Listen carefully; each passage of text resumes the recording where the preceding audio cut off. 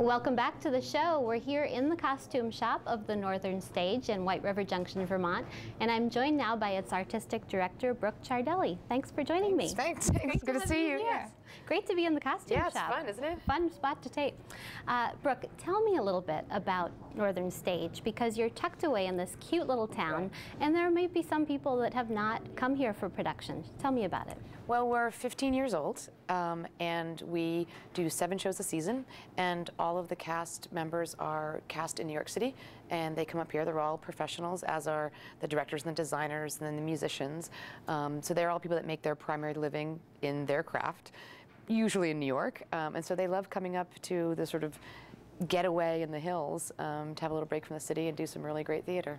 Now, it's a smaller size theater, although it's big for being in a small town.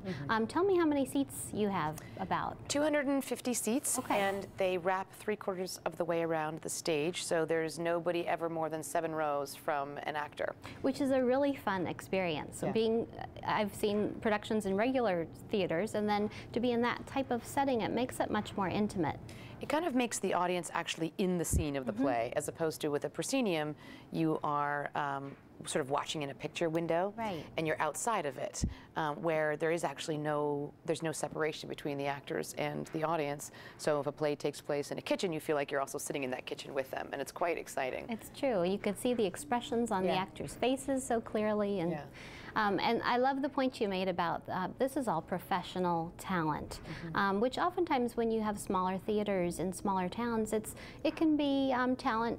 You might see your dentist. Exactly. Dentist by day, actor by night. Which isn't a bad thing either, but it makes Northern Stage unique in that sense. Yeah, and you know, we're in a very small town in a fairly rural sort of 2 states. I mean, half of our audience is New Hampshire and half is Vermont.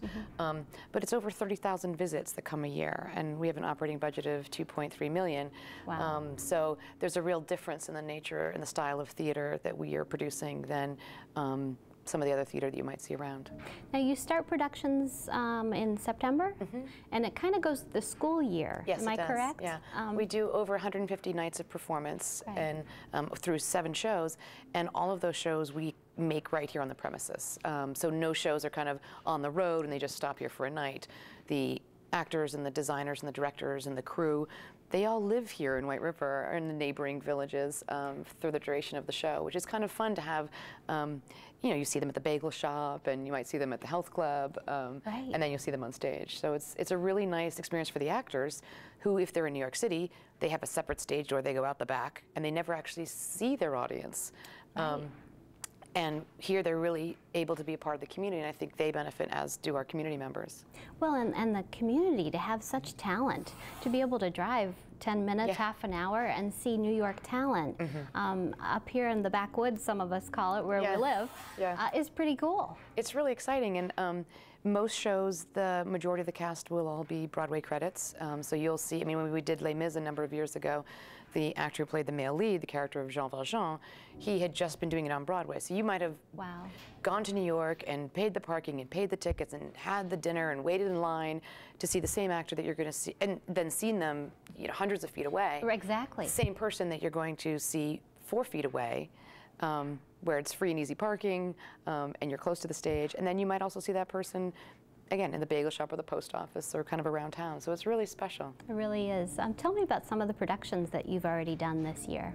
This year's been a kind of an amazingly fun and successful year. We started with a production of Amadeus, which is the story of Mozart and his sort of competitor Salieri.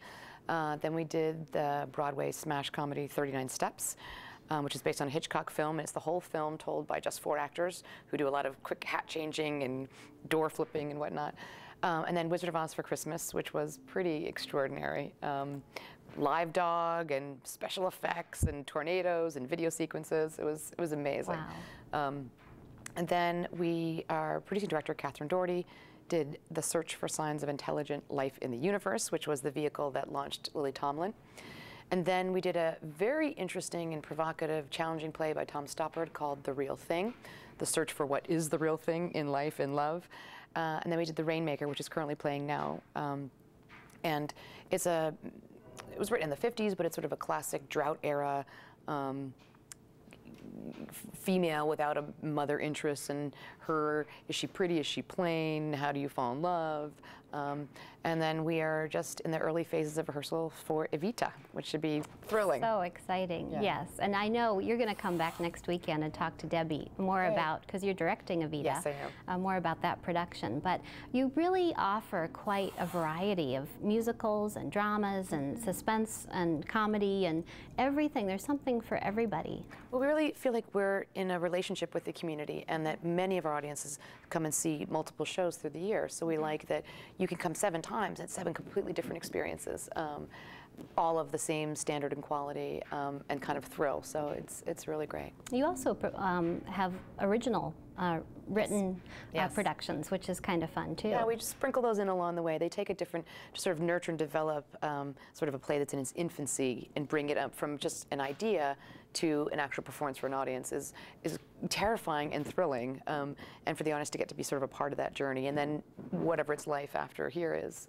great. Right. They can say, I was there when it all started. Exactly. And we do, there's a number of classes we do for kids. So there's a class during The Wizard of Oz where the Tin Man, the Scarecrow, and the Lion did a musical theater workshop for kids. So you can see them on the stage and then actually come in and do a class with them. That's which great. Is fun. And you do more for kids in the summer too, right? Yes. Pretty full-blown in the summer, and then sort of specialty pieces along the way and school vacation things.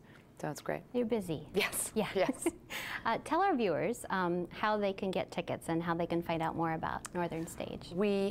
Phone number is 802-296-7000, and we're available tickets 24 hours a day on our website, and you can learn about both the shows and the classes and any other special programs. That's www.northernstage.org. Wonderful. Great. Thank you, Brooke, for being with me today. And we'll hear more from Brooke next weekend as she talks to Debbie about Evita that's actually starting shortly. So thanks so much. Thank you.